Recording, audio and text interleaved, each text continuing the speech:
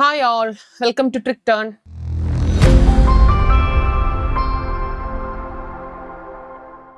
Title കണ്ടപ്പോൾ നിങ്ങൾക്ക് മനസ്സിലായിട്ടുണ്ടാവും അല്ലേ? ഇപ്പോൾ 18/7/2026 ശനിയാഴ്ച നടന്ന 10th പ്രിലിംസ് എക്സാമിൻ്റെ കെമിസ്ട്രി ഭാഗത്തു നിന്നുള്ള ചോദ്യങ്ങളാണ് നമ്മളിന്ന് ഡിസ്കസ് ചെയ്യാൻ പോകുന്നത്. അപ്പോൾ ആദ്യം തന്നെ പറയാനുള്ളത്, അതിൽ സ്റ്റേജ് 1ഉം സ്റ്റേജ് 2 ഉണ്ടായിരുന്നു. നിങ്ങൾക്കറിയാം, അൺഫോർച്ചുനേറ്റ്ലി ചില പ്രത്യേക സാഹചര്യങ്ങളിൽ സ്റ്റേജ് 2 എക്സാം നടന്നില്ല, അത് ക്യാൻസൽ ആയിട്ടുണ്ട്. എന്നാലും ആ ക്വസ്റ്റ്യൻ പേപ്പർ നമുക്കുണ്ട്. ആ ക്വസ്റ്റ്യൻ പേപ്പർ നമുക്ക് എന്ത് ചെയ്യാം, ഡിസ്കസ് ചെയ്യാം. ഓക്കെ, അപ്പോൾ നമുക്കിതിലെ ക്വസ്റ്റ്യൻസ് എന്തൊക്കെയാണെന്ന് 1 by 1 ആയിട്ട് നോക്കാം. ആദ്യം സ്റ്റേജ് 1 രാവിലെ നടന്ന എക്സാം ആയിരുന്നു. അതിലെ കെമിസ്ട്രി ഭാഗത്തു നിന്നുള്ള ചോദ്യങ്ങളാണ് നമ്മൾ എന്ത് ചെയ്യാൻ പോകുന്നത്, ഡിസ്കസ് ചെയ്യാൻ പോകുന്നത്. തുടങ്ങാം. ക്വസ്റ്റ്യൻ 1 ഇങ്ങനെയാണേ, അതും ആ ക്വസ്റ്റ്യൻ പേപ്പറിലെ ആദ്യത്തെ ചോദ്യമായിരുന്നു. അത് അൺഎക്സ്പെക്റ്റഡ് ആയിരുന്നു. പൊതുവെ കെമിസ്ട്രി ആദ്യത്തെ ചോദ്യമായിട്ട് വന്നതും പ്രതീക്ഷിച്ചില്ല. എന്തായാലും എളുപ്പമുള്ള ചോദ്യം തന്നെയാണ്. ലോഹങ്ങളുടെ രാജാവ് നമുക്കറിയാം, സ്വർണം, വെള്ളി, മെർക്കുറി, പ്ലാറ്റിനം ആണ് തന്നിരിക്കുന്ന 4 ഓപ്ഷൻസ്. ഇതിലെ കിങ് ഓഫ് മെറ്റൽസ് അല്ലെങ്കിൽ ലോഹങ്ങളുടെ രാജാവ് എന്നറിയപ്പെടുന്ന മൂലകം ഏതെന്ന് ചോദിച്ചാൽ കൺഫ്യൂഷൻ ഒന്നും പറയാതെ അല്ലെങ്കിൽ ഇല്ലാതെ നമുക്ക് ഉത്തരം കൊടുക്കാൻ പറ്റും. സ്വർണമാണല്ലേ. സ്വർണം AU ആണ് സിമ്പൽ. മാലിബിലിറ്റി ഏറ്റവും കൂടിയ ലോഹം, അതായത് ലോഹങ്ങളെ അടിച്ചു പരത്തി ഷീറ്റുകൾ അല്ലെങ്കിൽ തകിടുകളാക്കി മാറ്റാനുള്ള കഴിവാണ് മാലിബിലിറ്റി. മാലിബിലിറ്റി ഏറ്റവും കൂടിയ ലോഹം ചോദിച്ചാലും ഡക്റ്റിലിറ്റി, SCERTയെ സംബന്ധിച്ചിടത്തോളം അവർ ഡക്റ്റിലിറ്റി പ്ലാറ്റിനത്തിനാണ് ആദ്യം പ്രാധാന്യം കൊടുത്തിട്ടുള്ളത്. രണ്ടാമതാണ് സ്വർണം പറയുന്നത്. ബട്ട് സർവ്വസാധാരണമായിട്ട് പറഞ്ഞാൽ മാലിബിലിറ്റിയും ഡക്റ്റിലിറ്റിയും കൂടുതൽ ആർക്ക് തന്നെയാണ്, സ്വർണത്തിന് തന്നെയാണ്. ഞാനത് പ്രത്യേകം പറഞ്ഞു തരാം. മാലിബിലിറ്റി ഏറ്റവും കൂടുതൽ ആർക്കെന്ന് ചോദിച്ചാൽ സ്വർണമാണെന്ന് പഠിക്കുക.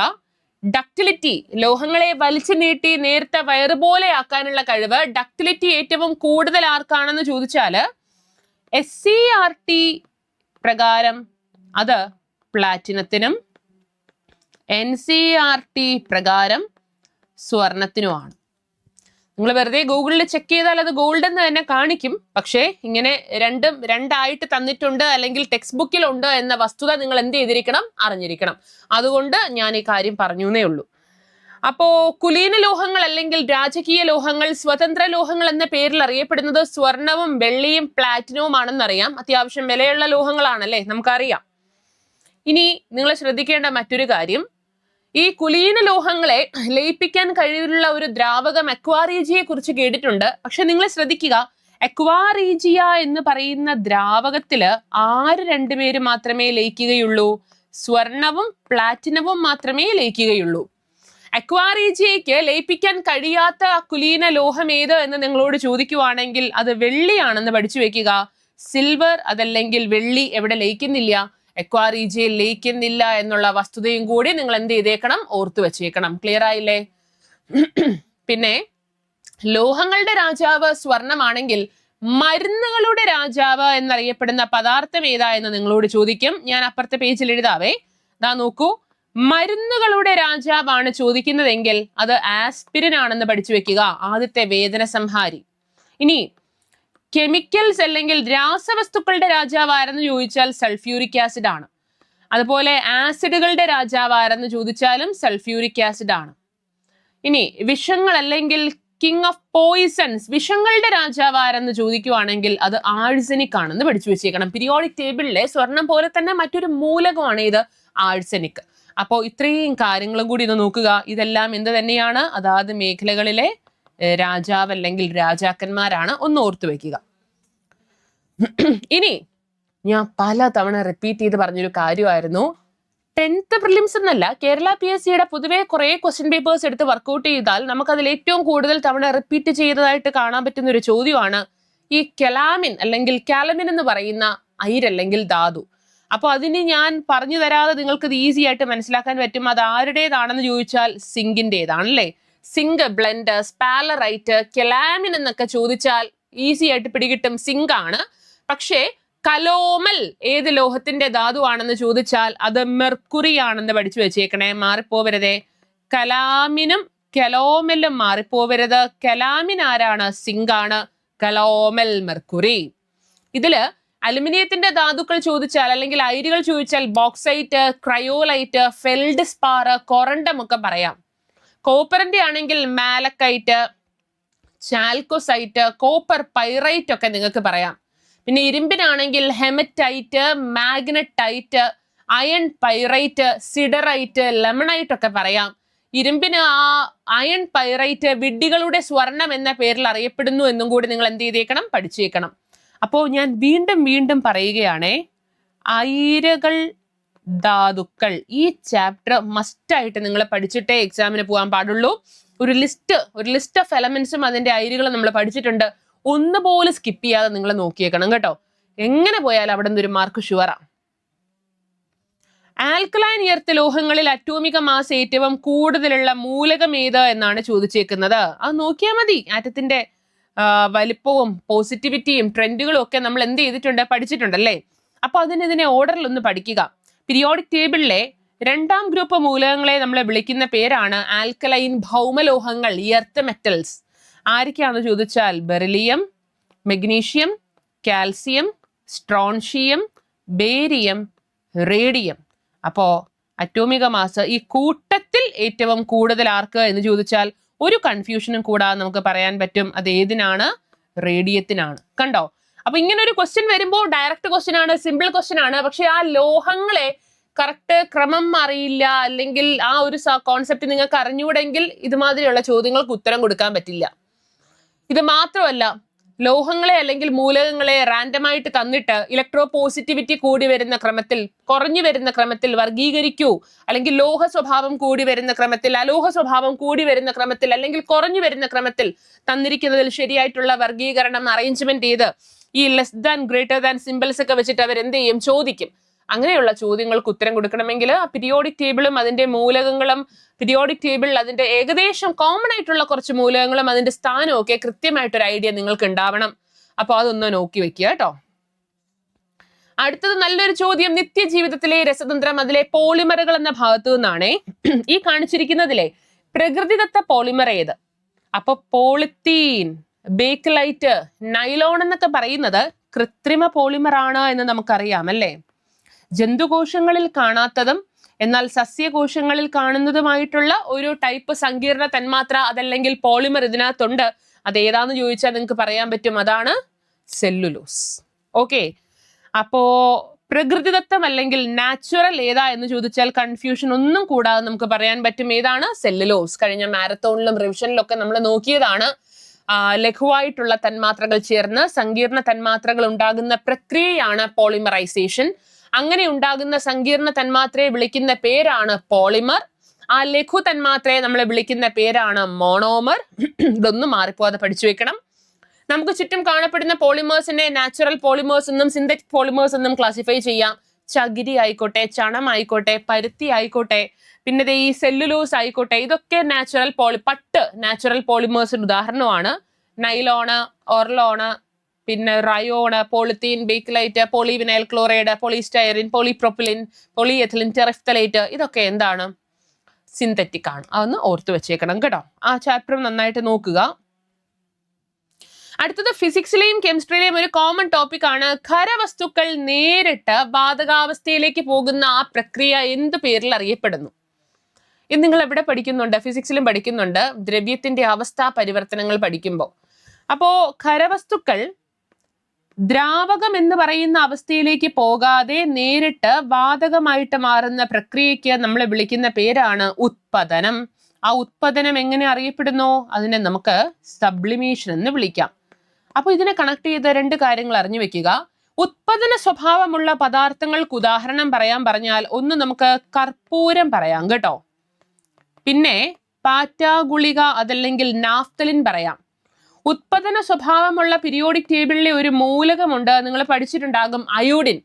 ഒരു ടെസ്റ്റ് ട്യൂബിൽ അയോഡിൻ എടുത്തിട്ട് അതിനെ ചൂടാക്കിയാൽ അവിടെ വേപ്പർ ഉണ്ടാകും. അതിനെ മറ്റൊരു ടെസ്റ്റ് ട്യൂബ് വെച്ചിട്ട് നിങ്ങൾ അടച്ചു പിടിക്കുകയാണെങ്കിൽ അവിടെ ഉണ്ടാകുന്ന അയോഡിൻ വേപ്പറിന്റെ നിറം എന്താണ് എന്ന് നിങ്ങളോട് ചോദിക്കും. അയോഡിൻ ബാഷ്പത്തിന്റെ നിറം എന്താണെന്നറിയോ? അയോഡിൻ ബാഷ്പത്തിന്റെ നിറം വയലറ്റ് ആണ് എന്നൊന്ന് പഠിച്ചു വെച്ചേക്കണേ. ഇനി ഉത്പതന സ്വഭാവമുള്ള മറ്റൊരു പദാർത്ഥമാണ് നവസാരം. നവസാരം എന്ന് പറഞ്ഞാൽ അമോണിയം ക്ലോറൈഡ് ആണ്, NH4Cl ആണ്. പിന്നെ ഈ സ്റ്റേജ് ഷോസിനൊക്കെ കൃത്രിമമായിട്ട് പുകയുണ്ടാക്കാൻ ഖരാവസ്ഥയിൽ ഇരിക്കുന്ന ഒരു കാർബൺ ഡൈ ഓക്സൈഡ്, അതിന് നമ്മൾ സോളിഡ് കാർബൺ ഡൈ ഓക്സൈഡ് അതല്ലെങ്കിൽ ഖര കാർബൺ ഡൈ ഓക്സൈഡ് എന്ന് പറയും. ഡ്രൈ ഐസ്, ഇതെല്ലാം എന്താണ്? ഉത്പന്ന സ്വഭാവമുള്ള പദാർത്ഥങ്ങൾ. പൊതുവെ എല്ലാവരും ഈ കർപ്പൂരവും പാറ്റാ ഗുളികയും മാത്രം പഠിച്ചു വെക്കും. അതിന്റെ കൂടെ ബാക്കിയുള്ളതും കൂടി നിങ്ങൾ എന്ത് ചെയ്തേക്കുക? ആഡ് ചെയ്തേക്കുക. ക്ലിയർ ആയോ? ഒന്ന് നോക്കിക്കോണേ. പിന്നെ ഫിസിക്സിൽ ദ്രവ്യത്തിന്റെ അവസ്ഥകൾ പഠിക്കുന്ന കൂട്ടത്തില് മറ്റ് പ്രതിഭാസങ്ങൾ, പ്രക്രിയകളും കൂടി നിങ്ങൾ എന്ത് ചെയ്യുക? ഒന്ന് നോക്കിയേക്കുക. ഇനി ഇതിലെ അടുത്ത ചോദ്യം 80ാമത്തത്. കാർബൺ 12, കാർബൺ 13, കാർബൺ 14 ഇതൊക്കെ മാസ് നമ്പറുകളാണേ, മാറിപ്പോവരുതേ. എന്നിവ കാർബണിന്റെ പ്രകൃതിദത്ത ഐസോട്ടോപ്പുകളാണ്. ഇതിൽ സ്ഥിരതയുള്ളതും ലഭ്യത കൂടിയതുമായിട്ടുള്ള കാർബൺ ഐസോട്ടോപ്പ് ഏത്? കണ്ടോ? അപ്പൊ ആദ്യത്തെ ഓപ്ഷൻ നമുക്ക് അതിൽ ഡി അങ്ങ് ഒഴിവാക്കാം. എല്ലാം ഒരുപോലെയൊന്നും അല്ല. ഹൈഡ്രജന്റെ 1H1, 1H2, 1H3 എന്ന് നിങ്ങൾ പഠിച്ചിട്ടില്ലേ? Protium, deuterium, tritium. ഇത് മൂന്നും ഉണ്ടെങ്കിലും ഏറ്റവും ലഭ്യത കൂടിയതും സർവ്വസാധാരണമായി കാണപ്പെടുന്നതുമായ നാച്ചുറൽ ഹൈഡ്രജൻ 1H1 പ്രോട്ടിയമാണ്. അതുപോലെ ഈ ചോദ്യത്തിന്റെ ഉത്തരം സ്ഥിരത കൂടിയതും ഏറ്റവും ലഭ്യതയുള്ളതും ഏതാണെന്ന് ചോദിച്ചാൽ കാർബൺ 12 ആണെന്ന് പഠിച്ചു വെക്കുക. ഇനി റേഡിയോ കാർബൺ ഡേറ്റിംഗ് അല്ലെങ്കിൽ ഫോസിലുകളുടെ കാലപ്പഴക്കം കണ്ടെത്താനായിട്ട് നമ്മൾ ഉപയോഗിക്കുന്ന കാർബണിന്റെ ഐസോട്ടോപ്പ് കാർബൺ 14 ആണ്. കാർബൺ 14 വെച്ചിട്ട് ഫോസിലുകളുടെ കാലപ്പഴക്കം കണ്ടെത്തുന്ന രീതി ആവിഷ്കരിച്ച വ്യക്തി ആരാണ് എന്ന് നിങ്ങളോട് ചോദിച്ചാൽ അത് വില്യാർഡ് ഫ്രാങ്ക് ലിബി ആണ് എന്ന കാര്യം കൂടി നിങ്ങൾ എന്ത് ചെയ്തേക്കണം? പഠിച്ചേക്കണം. അപ്പൊ സ്റ്റേജ് 1 കെമിസ്ട്രി ക്വസ്റ്റ്യൻസ് കണ്ടോ? ഇത് SCERT വസ്തുതകൾ തന്നെയാണ്. അങ്ങനെ SCERT എന്ന് എടുത്തു പറയാനൊന്നുമില്ല. വളരെ കോമൺ ആയിട്ട് ചോദിക്കുന്ന, വളരെ സിമ്പിൾ ആയിട്ടുള്ള, എല്ലാവർക്കും എഴുതാൻ പറ്റുന്ന, ഒരുവിധമൊന്നും ഞാൻ പറയില്ല, എല്ലാവർക്കും എഴുതാൻ പറ്റുന്ന വളരെ സിമ്പിൾ ആയിട്ടുള്ള ഒരു കൂട്ടം ചോദ്യങ്ങൾ മാത്രമേ ഇവിടെ എന്ത് ചെയ്തിട്ടുള്ളൂ? ചോദിച്ചിട്ടുള്ളൂ. അതാണ് സ്റ്റേജ് 1. ഇപ്പോ 10th പ്രിലിംസിന്റെ ഇപ്പൊ കഴിഞ്ഞ സ്റ്റേജ് 1 പ്രശ്നങ്ങളൊന്നും ഇല്ലാതെ സ്റ്റേജ് 1 ഓക്കെ ആയിരുന്നു. അതിലെ കെമിസ്ട്രിക്ക് ഫുൾ മാർക്ക് എല്ലാവർക്കും കിട്ടിയിട്ടുണ്ട് എന്ന് തന്നെ ഞാൻ വിശ്വസിക്കുന്നു. അൺഫോർച്ചുനേറ്റ്ലി നമുക്ക് സ്റ്റേജ് 2 എഴുതാനും കുട്ടികൾക്ക് അത് എങ്ങനെ ഉണ്ടായിരുന്നു എന്ന് ചോദിക്കാനുള്ള ഒരു അവസരവും കിട്ടിയില്ല. കാരണം സ്റ്റേജ് 2 ക്വസ്റ്റ്യൻ പേപ്പർ ചില പ്രത്യേക സാഹചര്യങ്ങളിൽ ചിലരുടെയൊക്കെ അനാസ്ഥ എന്ന് പറയാമോ, അബദ്ധം എന്ന് പറയാമോ, എന്ത് പറയണം എന്നറിയില്ല, ആരെയും കുറ്റപ്പെടുത്തുന്നില്ല, അത് ചോർന്നു പോയി. ആ സാഹചര്യത്തിൽ നമ്മൾ അത് എഴുതിയിരുന്നെങ്കിൽ നമുക്ക് എത്ര മാർക്ക് കിട്ടുമായിരുന്നു എന്ന് ഊഹിക്കാമല്ലോ. നമുക്ക് ഓരോ ക്വസ്റ്റ്യനും നോക്കാം. ഇതില് ആ ജോഗ്രഫിയുടെ ഇടയിൽ ചോദിച്ചൊരു ചോദ്യമായിരുന്നു. Question number 19. അലുമിനിയത്തിന്റെ അയിര് ഏത്? അയിരുകളും ധാതുക്കളും ജോഗ്രഫിയിൽ ഇന്ത്യൻ അല്ലെങ്കിൽ കേരള, നിങ്ങൾ ഈ ഭൂമിശാസ്ത്രം പഠിക്കുമ്പോൾ അവിടെ വിഭവങ്ങൾ പഠിക്കുന്ന കൂട്ടത്തില് ഈ ധാതുക്കളുടെ അയിരുകളുടെ നിക്ഷേപവും എവിടെയൊക്കെ എത്രത്തോളം ഉണ്ടെന്നൊക്കെ പഠിക്കുന്നില്ലേ? അപ്പം ആ കൂട്ടത്തില് ഒരു ചോദ്യമായിട്ട് ചോദിച്ചതാ. ബട്ട് നമുക്കിത് കെമിസ്ട്രി എന്ന് എന്ത് ചെയ്യാം? കണക്കാക്കാം. അലുമിനിയത്തിന്റെ അയിര് ഏത് എന്നാണ് ചോദിച്ചേക്കുന്നത്. ഈ മാംഗനീസ്, അഭ്രം, ചെമ്പ് അതൊക്കെ അല്ല എന്ന് കാണുമ്പോൾ തന്നെ മനസ്സിലാക്കും ബോക്സൈറ്റ് അല്ലേ. ഈ ബോക്സൈറ്റിനെ ലീച്ചിങ് എന്ന് പറയുന്ന പ്രക്രിയയിലൂടെ ശുദ്ധീകരിച്ചിട്ട് അതിൽ നിന്ന് നമുക്ക് എന്ത് ചെയ്യാം? ഹോൾ ഹെറോൾട്ട് പ്രക്രിയ വഴി അലുമിനിയത്തിനെ വ്യാവസായികമായി വൻതോതിൽ നിർമ്മിക്കാം. ഭൂവൽക്കത്തിൽ ഏറ്റവും കൂടുതൽ കാണപ്പെടുന്ന ലോഹം ഏത് എന്ന് ചോദിച്ചാൽ അലുമിനിയം ആണെന്ന് പഠിച്ചു വെച്ചേക്കണം. കളിമണ്ണിൽ നിന്നും വേർതിരിച്ചെടുക്കുന്ന ലോഹവും അലുമിനിയം തന്നെയാണ്. ആ ഉഭയ സ്വഭാവം കാണിക്കുന്നത് കൊണ്ട് ആംഫോട്ടറിക് മെറ്റൽ എന്ന പേരിൽ അറിയപ്പെടുന്നതും അലുമിനിയം. നമ്മളത് ലോഹങ്ങളുടെ കൂട്ടത്തിൽ വളരെ കാര്യമായിട്ട് പഠിച്ചിട്ടുണ്ടായിരുന്നു. യെസ്, അത് ഈസിയാണ്. അപ്പൊ ലോഹങ്ങൾ നന്നായിട്ടൊന്ന് നോക്കി വെക്കുക. ഈ ചോദ്യം നമ്മളൊരു വീഡിയോ ഒക്കെ ചെയ്തു വന്നതാ അല്ലേ. അതിനകത്തുനിന്ന് നമുക്ക് വെറുതെ കിട്ടുന്ന ഒരു ഈസി 1 മാർക്കാണ്. അതിൽ ഞാൻ എടുത്തു പറഞ്ഞിട്ടുണ്ടായിരുന്നു. ഈ നമ്മൾ മാരത്തോണിന്റെ ഭാഗമായിട്ട് ഫൈനൽ റിവിഷനിലും ഈ പോയിന്റ് പറഞ്ഞിട്ടുണ്ടായിരുന്നു. പ്ലാസ്റ്റിക് ഉൽപ്പന്നങ്ങളുടെ പുനഃചംക്രമണവുമായി ബന്ധപ്പെടുത്തി നമുക്ക് എല്ലാ പ്ലാസ്റ്റിക് ബോട്ടിൽസും പാത്രങ്ങളൊക്കെ വാങ്ങുമ്പോൾ അതിന്റെ ബാക്കിൽ ഇമാതിരി ത്രികോണാകൃതിയിൽ 1 തൊട്ട് 7 വരെയുള്ള സിമ്പിൾസ് കാണാം. അതില് 1 എന്ന് പറയുന്നത് ഞാനിവിടെ എഴുതിക്കോട്ടെ. ഇതിനകത്ത് 1 ആണെങ്കിൽ ആരോഗ്യമുണ്ട്, ശ്രദ്ധിക്കണേ. പോളി എഥിലിൻ ടെറിഫ്തലൈറ്റ് ആണ്. പെറ്റോർ PETE പറഞ്ഞാലും പ്രശ്നമില്ല. 2 ആണ് ചോദിക്കുന്നതെങ്കിൽ ഹൈ ഡെൻസിറ്റി പോളി എഥിലിൻ അല്ലെങ്കിൽ ഹൈ ഡെൻസിറ്റി പോളിത്തീൻ. 3 ആണെങ്കിൽ നിങ്ങൾക്കറിയാം B, അതായത് പോളി വിനൈൽ ക്ലോറൈഡ്. 4 ആണെങ്കിൽ ലോ ഡെൻസിറ്റി പോളിത്തീൻ ആണ് കേട്ടോ. ഇനി 5 ആണെങ്കിൽ പോളി പ്രൊപ്പിലീൻ. 6 ആണെങ്കിൽ പോളി സ്റ്റൈറീൻ. 7 അതേഴ്സ് അല്ലെങ്കിൽ മറ്റ് പ്ലാസ്റ്റിക്കുകളെല്ലാം കൂടി മിക്സ് ചെയ്യുന്ന വേറൊരു വിഭാഗം പ്ലാസ്റ്റിക്കുകളാണ്. ഇനി ഇതിൽ ശ്രദ്ധിക്കേണ്ട കാര്യം, ഈ 1 എന്ന് പറയുന്നത് വൺ ടൈം യൂസബിൾ ആയിട്ടുള്ള സാധനം. അത് കമ്പനികൾ നിർമ്മിക്കുന്നത് പോലും ഒരു പ്രാവശ്യം മാത്രമേ ഉപയോഗിക്കാൻ പാടുള്ളൂ എന്നുള്ള കോൺസെപ്റ്റിൽ തന്നെയാണ്. പക്ഷെ നമ്മൾ അത് എന്ത് ചെയ്യും? സ്ഥിരം വെള്ളം എടുക്കാനായിട്ട് അങ്ങ് ഉപയോഗിക്കും. അത് അത്ര നല്ലതല്ല. അതിലെ വിഷാംശം കലരും എന്നാ പറയുന്നത്. എത്ര ഉപയോഗിക്കാതിരിക്കാൻ കഴിയോ അത്രയും ഉപയോഗിക്കാണ്ടിരിക്കുക. ഓക്കെ, ഇനി ഹൈ ഡെൻസിറ്റി പോളിത്തീൻ ഇതിലെ 2 ഞാൻ പച്ച കൊണ്ട് മാർക്ക് ചെയ്യുകയാണേ. അതുപോലെ 5 പോളിപ്രൊപ്പിലിൻ, പിന്നെ അതുപോലെ 4 ലോ ഡെൻസിറ്റി പോളിത്തീൻ. ഇതൊക്കെ നിങ്ങൾക്ക് പലതവണ കുഴപ്പമില്ലാതെ ഉപയോഗിക്കാം. എന്നാലും നല്ല ചൂടുള്ള ആഹാര സാധനങ്ങളൊന്നും എടുക്കരുത്. എങ്ങനെ പോയാലും ഉമ്മാരൊക്കെ പ്ലാസ്റ്റിക് തന്നെയാണ് കേട്ടോ. അതൊക്കെ സേഫ് ആണ്. ഇനി ഇതില് 3, 6, 7 ഒരിക്കലും ആഹാര സാധനങ്ങൾ എടുക്കാനായിട്ട് ഉപയോഗിക്കരുത്. അവരൊക്കെ എന്താണ് സേഫ് അല്ല. അത് പൂർണ്ണമായിട്ടും നമുക്ക് അല്ലെങ്കിൽ ആഹാര സാധനങ്ങളും വെള്ളവും ഒക്കെ എടുക്കാൻ ബാഡ് ആയിട്ടുള്ള അല്ലെങ്കിൽ ചീത്ത പ്ലാസ്റ്റിക്കുകളാണ്. ആ പർപ്പസിനൊന്നും ഉപയോഗിക്കരുത്. അപ്പൊ കണ്ടോ, ചോദ്യം വലിയ ചോദ്യമാണ്, സിമ്പിൾ ആണ്. ഈ ക്വസ്റ്റ്യൻ നിങ്ങൾക്ക് കണ്ടപ്പോൾ എന്ത് തോന്നുന്നു? എനിക്ക് ഭയങ്കര സങ്കടം തോന്നി. അപ്പോ പെറ്റ് അല്ലെങ്കിൽ പോളി എഥിലിൻ ടെറഫ്തലേറ്റ് കാറ്റഗറിയിൽ വരുന്ന പ്ലാസ്റ്റിക്കുകളെ തിരിച്ചറിയാൻ സഹായിക്കുന്ന ചിഹ്നം ഏത്? പെറ്റ് 1 ആണ്. അപ്പോ 1 ഇതാണ്, പി ആണ് ഉത്തരം. ഇത് നോക്കി വെക്കണേ. 2, 4, 5 ഓക്കെയാണ്. 3, 6, 7 പാടില്ല. 1 അത്യാവശ്യത്തിന് ഒരു തവണ ഉപയോഗിക്കാം. ക്രഷ് ആഫ്റ്റർ യൂസ് ബോട്ടിൽസ് ആ കാറ്റഗറിയിലാണ് വരിക. പിന്നെ ക്രഷ് ചെയ്ത് കളയുക. നിവൃത്തിയില്ലല്ലോ എന്ന് കരുതി വെള്ളം എടുക്കാൻ നിൽക്കരുത്. നമ്മൾ പലരും പെറ്റ് ഉപയോഗിക്കുന്നുണ്ട്, ബട്ട് അത് നല്ലതല്ല കേട്ടോ. എപ്പോഴും പ്ലാസ്റ്റിക് ബോട്ടിൽസ് ഒക്കെ വാങ്ങുമ്പോൾ ശ്രദ്ധിക്കണം.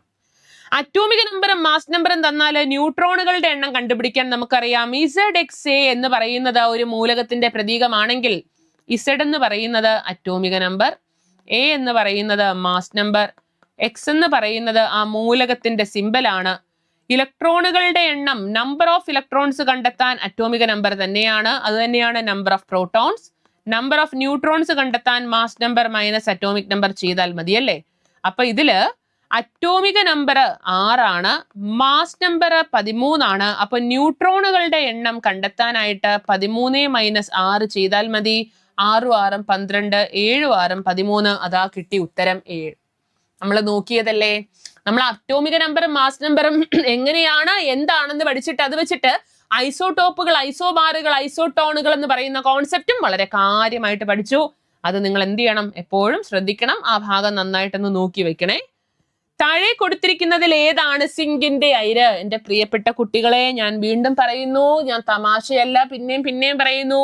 എന്ത് നോക്കിയില്ലെങ്കിലും അയിരുകളും ധാതുക്കളും എന്ന് പറയുന്ന ഭാഗം ഏറ്റവും നന്നായി നോക്കി മാത്രമേ നിങ്ങൾ എക്സാമിന് പോകാൻ പാടുള്ളൂ. അതിന്റെ ഏറ്റവും വലിയ പ്രൂഫാണ് ഇന്ന് നടന്ന 2 എക്സാമിനും. നടന്നു എന്ന് പറയാൻ നിവർത്തിയില്ല. ആദ്യത്തേതിനും ഉണ്ടായിരുന്നു, രണ്ടാമത്തേത് നടന്നിരുന്നെങ്കിൽ അവർക്കും കിട്ടിപ്പോയേനെ ഈ മാർക്ക്. സിമ്പിൾ അല്ലേ? ഉത്കൃഷ്ടവാതകങ്ങൾ എന്നറിയപ്പെടുന്നത് ആവർത്തന പട്ടികയിലെ ഏത് ഗ്രൂപ്പ് മൂലകങ്ങൾ അല്ലെങ്കിൽ എത്രാം ഗ്രൂപ്പ് മൂലകങ്ങൾ? ആകെ 18 ഗ്രൂപ്പേ ഉള്ളൂ. അതിലെ ഗ്രൂപ്പ് 18 ആണ്. ആരൊക്കെയാ? Helium, neon, argon, krypton, xenon, radon, oganesson. Periodic ടേബിളിലെ ഏറ്റവും അവസാനത്തെ മൂലകമായ ഓഗനസോൺ, അതും മനുഷ്യനിർമ്മിതമാണ്, വാതകാവസ്ഥയിലാണ്. സ്റ്റേബിൾ ആണോ എന്ന് ചോദിച്ചാൽ റേഡിയോ ആക്റ്റീവ് ആണ്. സ്റ്റിൽ എന്താണ്? അലസനാണ്. ഒക്ടറ്റ് പൂർത്തിയാക്കിയിട്ടുണ്ടല്ലോ, അതുകൊണ്ടാ. അത് എന്താണ്? പീരിയോഡിക് ടേബിളിലെ 18ാം ഗ്രൂപ്പിലാണ്. അപ്പോ ഗ്രൂപ്പുകളും പിരീഡുകളും വ്യക്തമായിട്ടൊരു ഐഡിയ ഉണ്ടാവണം കേട്ടോ. 18 ഗ്രൂപ്പുകളിലും 7 പിരീഡുകളിലുമായിട്ട് 118 മൂലകങ്ങൾ SPDF എന്ന് പറഞ്ഞ 4 ബ്ലോക്കുകളിലായിട്ട് സ്ഥിതി ചെയ്യുന്നു. നമ്മൾ മാരത്തോൺ ഒക്കെ നോക്കിയപ്പോൾ പീരിയോഡിക് ടേബിൾ എങ്ങനെയാണ്, വേണ്ട കാര്യങ്ങളൊക്കെ അതിൽ എന്ത് ചെയ്തിട്ടുണ്ട്, പറഞ്ഞിട്ടുണ്ട്. ഒന്ന് നോക്കി വെക്കണേ. ഇവരെ ഉത്കൃഷ്ടവാതകങ്ങൾ, അലസവാതകങ്ങൾ, അപൂർവവാതകങ്ങൾ, നിഷ്ക്രിയവാതകങ്ങൾ എന്ത് പേരിട്ട് വിളിക്കാം? കാരണം അവർ ഓൾറെഡി സ്റ്റേബിൾ ആയതുകൊണ്ട്, അഷ്ടകം പൂർത്തിയാക്കിയത് കൊണ്ട് ഇനി രാസപ്രവർത്തനത്തിൽ പങ്കെടുക്കേണ്ട ആവശ്യമില്ല. അതിലെ ഫസ്റ്റ് എലമെന്റ് ഹീലിയം, അയാൾ അഷ്ടകം പൂർത്തിയാക്കിയിട്ടില്ല. അയാൾക്ക് ഒരു ഷെല്ലേ ഉള്ളൂ. അതിൽ ഉൾക്കൊള്ളിക്കാൻ പറ്റുന്ന പരമാവധി ഇലക്ട്രോണുകളുടെ എണ്ണം 2 ആണ്. ആ 2 എണ്ണം ഹീലിയത്തിനുള്ളത് കൊണ്ട് ഹീലിയം എന്താണ്? സ്റ്റേബിൾ ആണ്. ഓക്കെ, അങ്ങനെ അഷ്ടകം പൂർത്തിയാക്കാതെ സ്ഥിരത നേടിയ മൂലകം ചോദിച്ചാൽ ഹീലിയം. ഹീലിയം ഉൾപ്പെടെ ഈ പറഞ്ഞ എല്ലാവരും എന്താണ്? ഗ്രൂപ്പ് 18 ആണ്. 0 വാലന്റ് ആണ്. ഇലക്ട്രോണിനെ കൊടുക്കലില്ല, വാങ്ങലില്ല, വാലൻസി 0. ഓർത്തേക്കണേ. യെസ്, അപ്പോ ഇത്രയും ചോദ്യങ്ങളായിരുന്നു നമുക്ക് ഉണ്ടായിരുന്നത്. ഇന്നത്തെ ഈ സെറ്റ് ഓഫ് ക്വസ്റ്റ്യൻസ് നോക്കിയിട്ട് എന്താ ആക്ച്വലി കെമിസ്ട്രി ഫുൾ മാർക്ക് അല്ലേ, ഫുള്ളിന് ഫുള്ള് നിങ്ങൾക്ക് എന്താ വാങ്ങാൻ പറ്റുന്ന ഒരു സിമ്പിൾ ഭാഗമായിരുന്നു. എന്താ പറയാ, സ്റ്റേജ് 1 എഴുതിയ എല്ലാവർക്കും ഫുൾ മാർക്ക് കിട്ടിയെന്ന് കരുതുന്നു. സ്റ്റേജ് 2 എഴുതാനായിട്ട് പോയവർക്ക് അതിനുള്ള അവസരം നഷ്ടപ്പെട്ടു. കുഴപ്പമില്ല, ഇനി എങ്ങനെയാണ് വരുന്നത്, എന്തായാലും എക്സാം റദ്ദായി. സ്റ്റേജ് 2 ഉടനെ അത് നടക്കും. ട്രിക്ടേണും ഞാനും നമ്മളെല്ലാവരും നിങ്ങളുടെ ഒപ്പം ഉണ്ട്. നന്നായിട്ട് പഠിക്കുക. ഒരു ഐഡിയ കിട്ടിയില്ലേ? അപ്പോൾ ഇത് തന്നെ, ഈ ഒരു ട്രെൻഡ് തന്നെ ഇനിയും തുടരുമെന്ന് നമുക്ക് പ്രതീക്ഷിക്കാം. എന്നാലും കുറച്ച് ഒരു പടി മുന്നിലേക്ക് നമുക്ക് എന്ത് ചെയ്യാം, ഇനി പുതിയ പുതിയ ടൈപ്പ് ഓഫ് ക്വസ്റ്റ്യൻസും പ്രാക്ടീസ് ചെയ്യാം. ഇപ്പൊ ഇവിടെ 2 ക്വസ്റ്റ്യൻ പേപ്പേഴ്സ് അനലൈസ് ചെയ്താലും നമുക്ക് ആ ഒരുപാട് സ്റ്റേറ്റ്മെന്റ് ആപ്ലിക്കേഷൻ അങ്ങനെ ഒരു ലെവലിലേക്ക് പോയിട്ടില്ല. എന്നാൽ മറ്റ് സബ്ജക്റ്റുകളൊക്കെ അങ്ങനെ ആയിട്ടുമുണ്ട്. പറയാൻ പറ്റില്ല. കേരള PSC ടോട്ടലി അൺപ്രഡിക്റ്റബിൾ ആണ്. ചിലപ്പോൾ അടുത്ത കെമിസ്ട്രി സ്റ്റേറ്റ്മെന്റ് ആകാം, ഒന്നും പ്രെഡിക്റ്റ് ചെയ്യാൻ പറ്റില്ല. എങ്ങനെ ചോദിച്ചാലും നമുക്ക് എന്ത് ചെയ്യണം, എഴുതാൻ പറ്റണം. അപ്പോ അയിരുകളും ധാതുക്കളും ലോഹങ്ങൾ, പിന്നെ അറ്റോമിക് നമ്പർ, മാസ് നമ്പർ, നിത്യജീവിതത്തിലെ രസതന്ത്രം, ഈ ഹോട്ട് ടോപ്പിക്സ് ഒക്കെ നിങ്ങൾ നന്നായിട്ട് ഒന്നും കൂടി ഒന്ന് കോൺസെൻട്രേറ്റ് ചെയ്യുക. പ്രത്യേകിച്ച് ആ മെറ്റൽസ്, മെറ്റലർജി, അയിരുകളൊക്കെ. അപ്പോ മറ്റൊരു സെഷനിൽ ഇതുപോലെ കുറച്ചധികം ചോദ്യങ്ങളുമായിട്ട് നമുക്ക് കാണാം. താങ്ക്